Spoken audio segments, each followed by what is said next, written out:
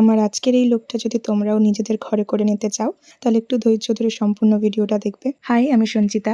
বাড়িতে পুজো থাকলে বা কোনো রকম ঘরের অনুষ্ঠান থাকলে আমরা শাড়ি পরি, বিশেষ করে বাঙালি মেয়েরা। আর শাড়ি পরার পর সবার আগের যে প্রশ্নটা আসে সেটা হচ্ছে মেকআপ।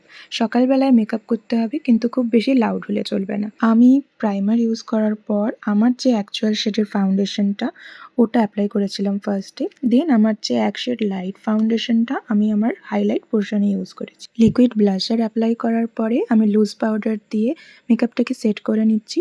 আর লুজ পাউডার দেওয়ার পর অবশ্যই একটু সেটিং স্প্রে দিয়ে নিলে পাউডারটা খুব ভালো করে সেট হয়ে যায়। আমি আমার আই মেকআপ সবসময় নিউডের ওপর করি, জানি না কেন, আমার খুবই ভালো লাগে।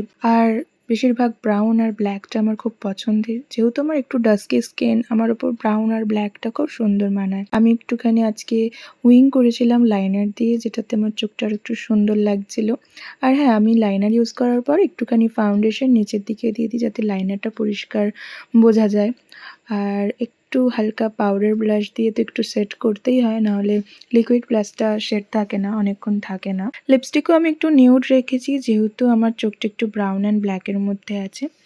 আর এই হলো আমার সম্পূর্ণ লুক, তোমরা দেখে নাও। আর এতক্ষণের পুরো ভিডিওটা যদি তোমরা দেখে থাকো, এর মানে নিশ্চিত তোমরা আমার ভিডিওটি কি পছন্দ করেছো।